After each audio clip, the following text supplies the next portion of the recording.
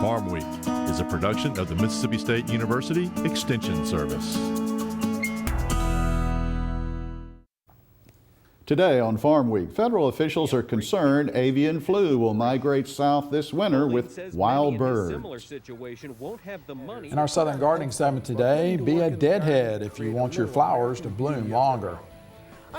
In the food factor, find out about fats that are good for you. Our first feature story today is a look back at the year 2010 in agriculture. It was an unexpected year of recovery. Value of agricultural commodity production was up 19% from 2009, up 13% from the previous 5-year average.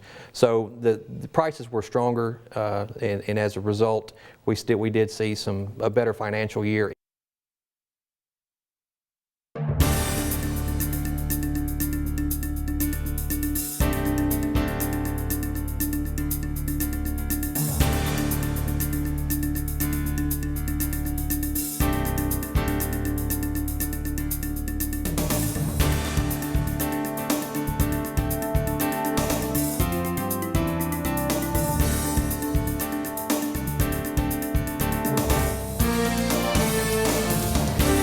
Good day, everyone. I'm Leighton Spann. And I'm Artis Ford. Welcome to Farm Week. Today it's an all-feature story edition of our show. And the reason why? Well, during the next 2 weeks, a new Farm Week set is being constructed. It will be in the same location here in the University Television Center at Mississippi State University. You're looking now at some computer renderings of what this new set will look like. Demolition and construction are underway, and we plan to debut it August 21st and 22nd. Farm Week will also be getting a new graphics package. It's definitely an exciting time for us.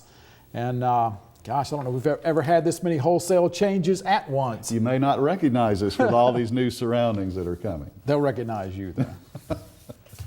Our first feature story today, though, it takes us back to the year 2010. That's 5 years ago, but it was a year when the nation's economy was in recession. Fortunately, the Mississippi agricultural economy bounced back when the odds were against it.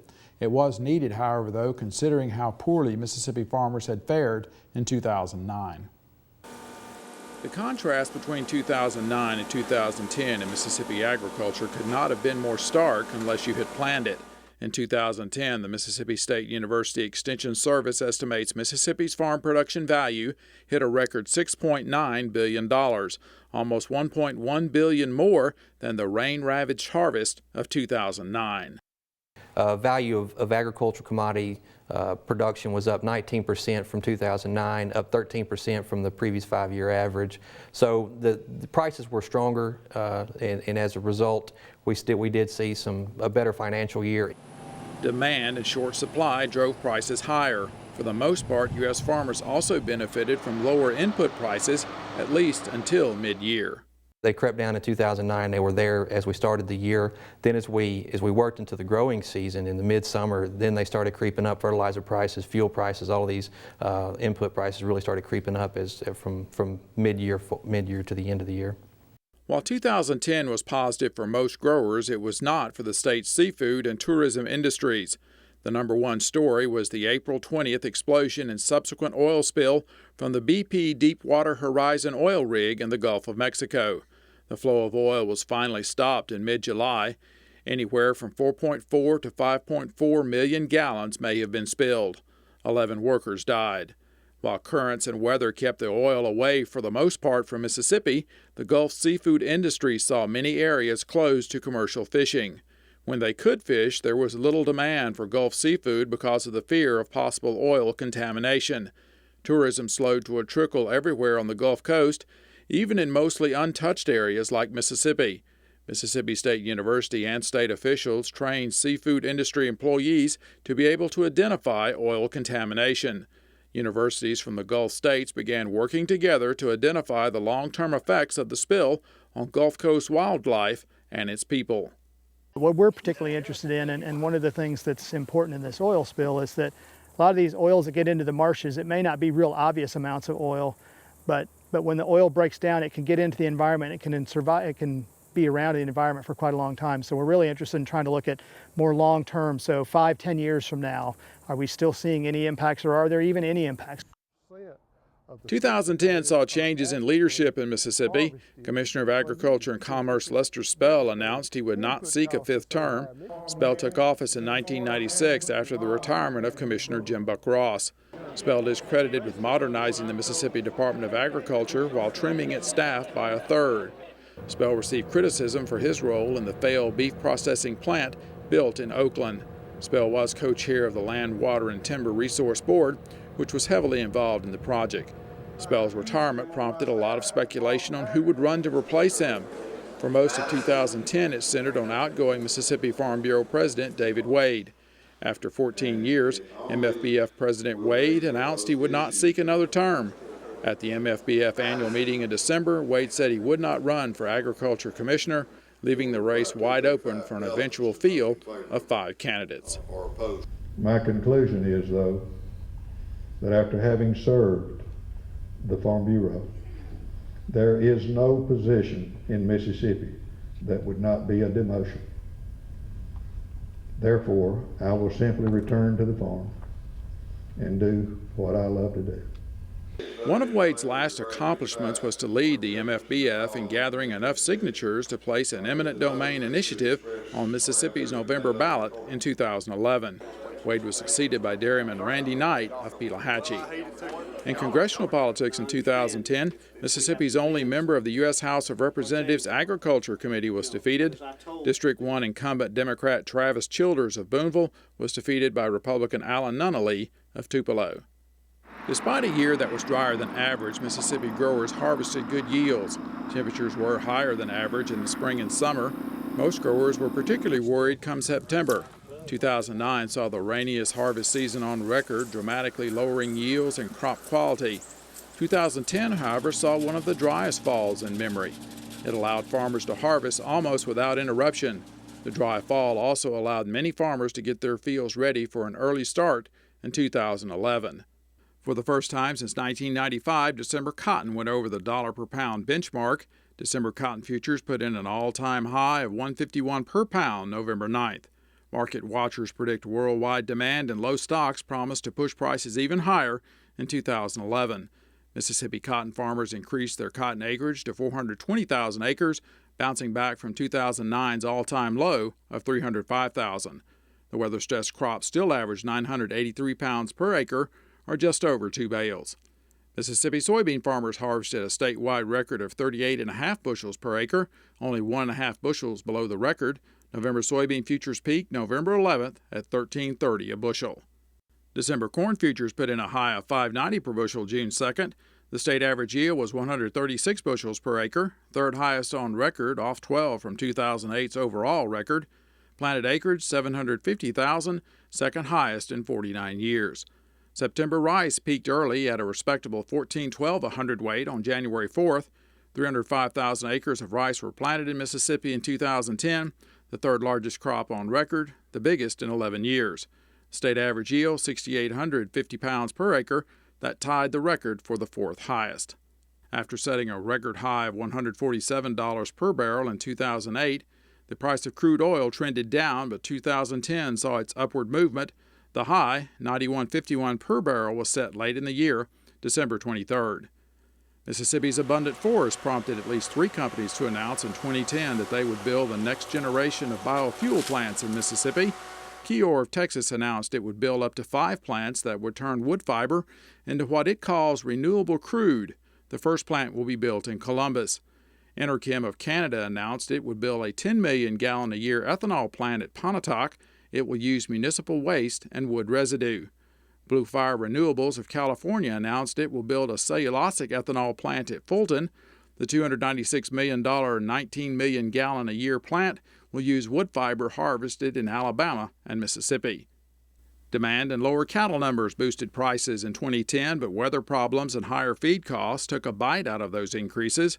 Fed cattle prices peaked at $108 per pound December 31st. That's the same day that feeder cattle hit their peak of $1.28 per pound. Started the year with a really cold, harsh cold, and then we progressed through the year. Then it got hot and dry in the summer.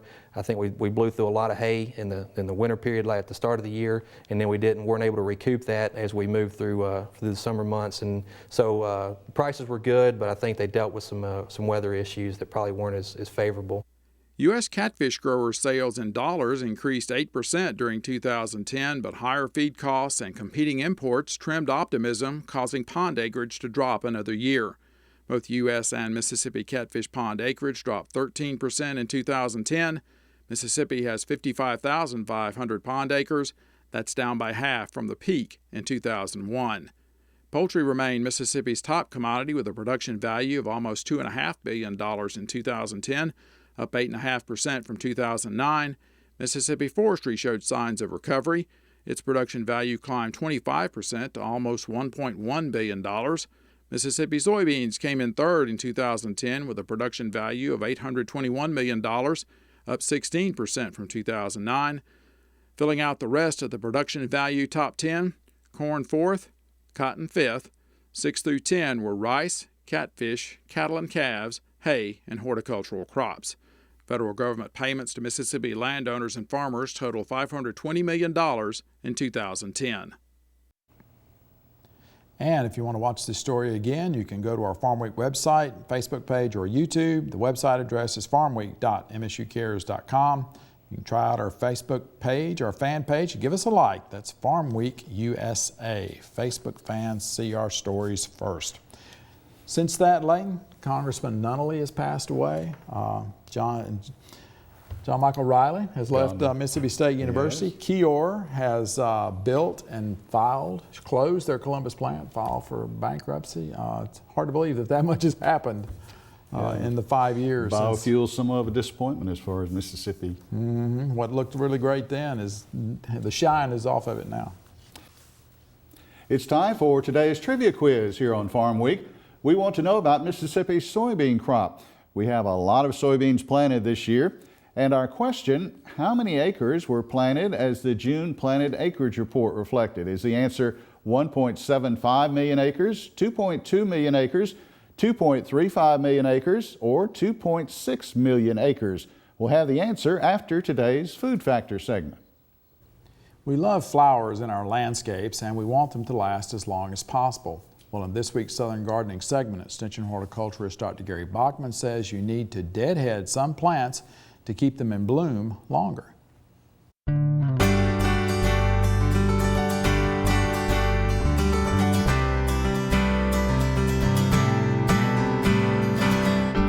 To borrow a phrase, I'm all about easy when it comes to maintaining the landscape, especially in the summer season. But this time of year, there's one garden chore that helps to keep many flowering plants looking good that often gets overlooked. Despite its name, deadheading is good for your flowering plants. Deadheading extends the bloom period, maintains the health of garden plants, and removes the seed source of beautiful flowering plants that have the potential of becoming a weedy mess for years to come. The normal life cycle of plants has the primary goal of producing seed for the continuation of the species. And if we interrupt this cycle, the plants will try again to complete their genetic programming. Deadheading many flowering summer plants, both annuals and perennials, encourages the plants to restart their bloom cycle. Deadheading is really pretty simple, so don't be afraid. Simply select a flower head that is past its prime and snip it off. Also, collecting nice-looking flowering stems for indoor arrangements is another form of deadheading. Deadheading is also needed for plants grown for their foliage, like these sun-loving coleus. Removing the non-showy flowers allows the colorful foliage to be the focus. There are a couple of techniques the home gardener can use when deadheading. Soft stems can simply be pinched off, or you can use bypass pruners for a nice clean scissors cut. True deadheaders will put on headphones while getting to work in the garden to create a little American beauty of their own. I'm horticulturist Gary Garcia Bachman, and I'll see you next time on Southern Gardening. Gary, you better watch your speed there. Well, if you're deadheading perennials with leaves on a flower stem, you cut just above the flower node. For flowers with a leafless stem, like daylilies, you cut the entire stem by doing that at the base of the plant. Most people think a healthy diet means avoiding fat, but there are fats that are good for you. In this week's episode of The Food Factor, Natasha Haynes with Mississippi State University Extension gives us some insights on where we can find these good fats.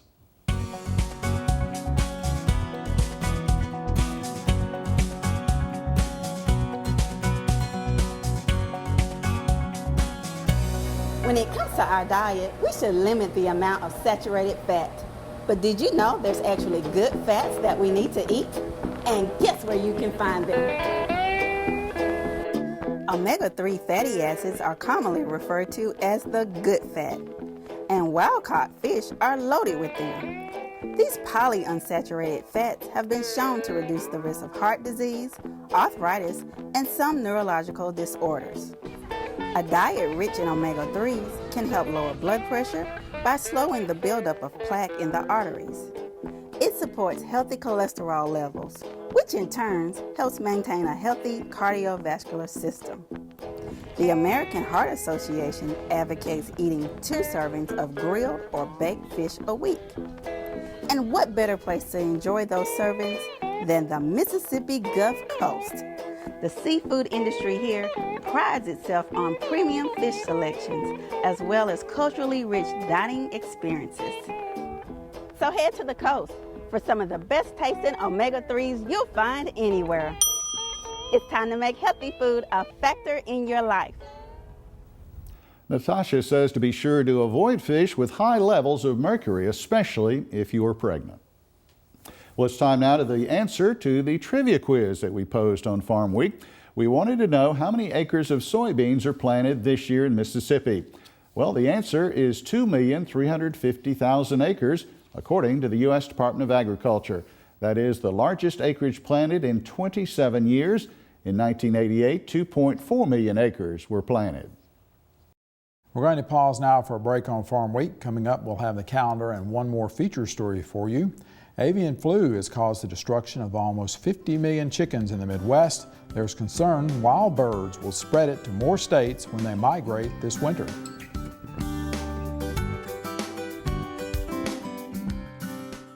They say this is the information age, where people can instantly find any answers they're looking for. Yet so many of us still can't figure out how to feel better. Well, here's a suggestion. Eat better. And what better place than a Mississippi farmers market to help you do just that? Locally grown fruits and vegetables are healthy, picked at the peak of quality and freshness to help you feel better. Before we get back to our last story, let's look at the Farm Week calendar. A field day focusing on helping small farmers to increase profits will be held Friday, August 21st. Hours are 10 a.m. to 3:30 p.m. Location is the demonstration farm of the Alliance for Sustainable Ag Production. It's located on Coleman Road, 1 mile west of Highway 51. That's between Goodman and Durant. The field days are held the 3rd Friday of each month. Looking ahead into the fall, Mississippi's second Master Naturalist course will take place for 8 weeks from September 3rd to October 21st. Participants will meet once a week from 9 a.m. to 3 p.m. The cost is $200. The location is Mississippi State University's Coastal R&E Center on Pops Ferry Road in Biloxi. But you will be out in the field a lot as you learn about the coastal plains natural habitat. It's sponsored by Mississippi State University Extension and the Mississippi-Alabama Sea Grant Consortium. Go to our Farm Week website at farmweek.msucares.com for information on these and other events. Now check out this week's Farm Week Snapshot.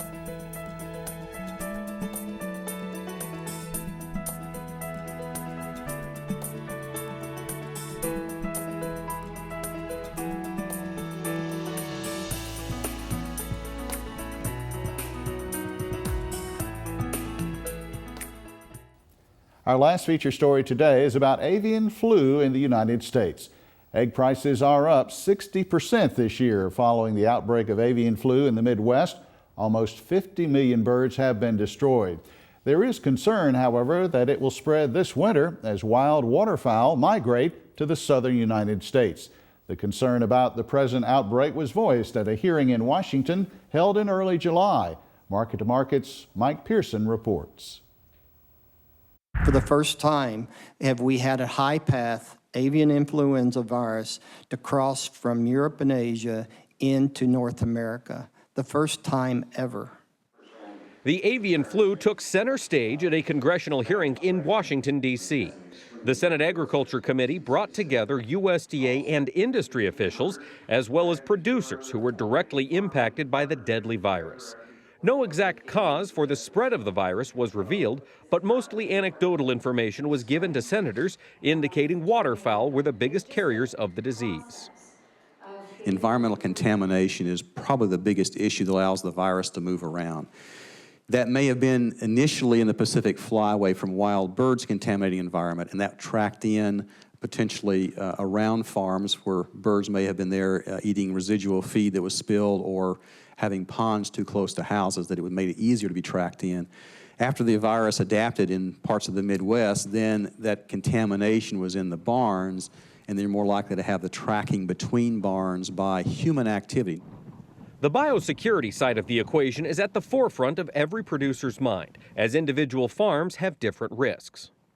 And I think that we as humans, myself included, is that things that we do every day, repetitive over and over and over again, we kind of forget that they could be risk activities. We tend to look outside ourselves to somebody else being the risk and not myself. And I think that's the challenge that all farmers and the companies have, is to go back and really assess honestly, and sometimes using an outside person who does risk assessments to say, where are the critical control points?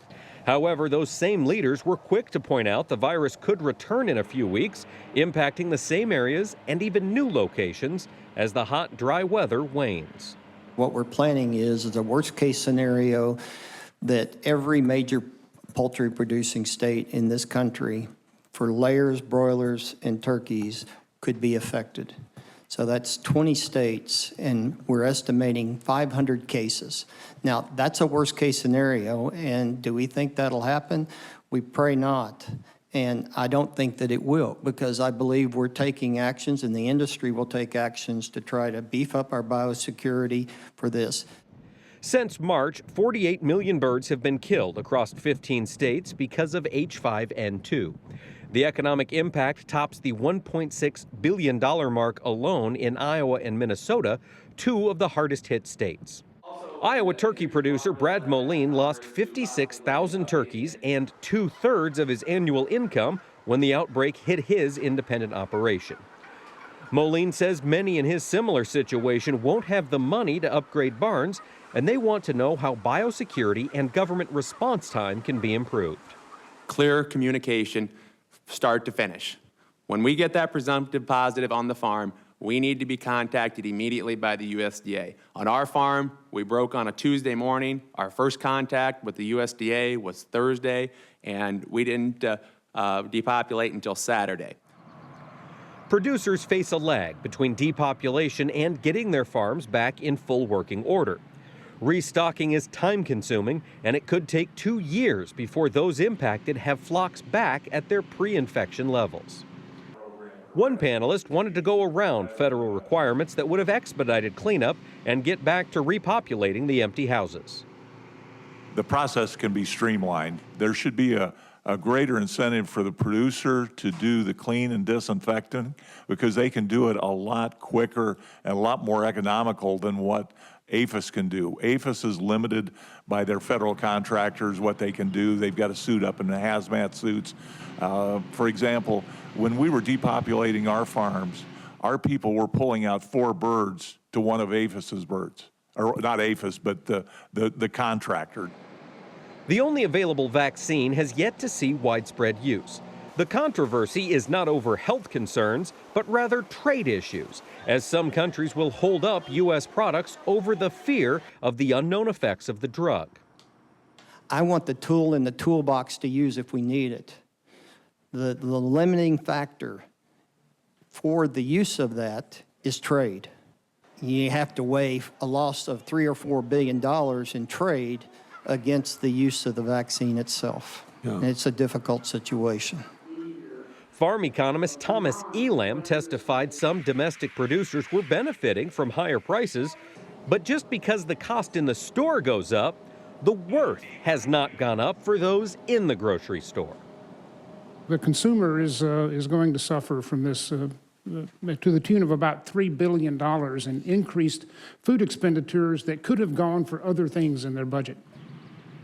The outbreak has led producers to call for a program similar to crop insurance that would compensate poultry farmers in case of another outbreak. It's going to be extremely difficult to try and get private insurance companies to want to insure those type of products, since we're in the middle of a disaster and the worst animal health issue that we've ever experienced in this country. You can watch this story again on the avian flu at our Farm Week website. That's farmweek.msucares.com. You can also watch Farm Week stories on YouTube and Facebook. Well, we are at the end of Farm Week for this week. On our next show, it's another feature story version of Farm Week. We'll be returning to the record-breaking Dixie National Sale of Junior Champions in Jackson, Mississippi. You'll travel to Oklahoma, where aeroponics is being used to produce high-quality greens and herbs year-round. In the Food Factor, we'll have some tips to make your home canning safe and flavorful. In Southern gardening these days, banana trees come in many shapes and colors, and they're cold tolerant. But before we go today, we're going to say goodbye to Nick Bell, student worker. He's graduated from state, so he can't stay here anymore. But he's been a critical and very important player in our Farm Week productions the last several years. Well, that's it for today. We'll see you next week. Good night.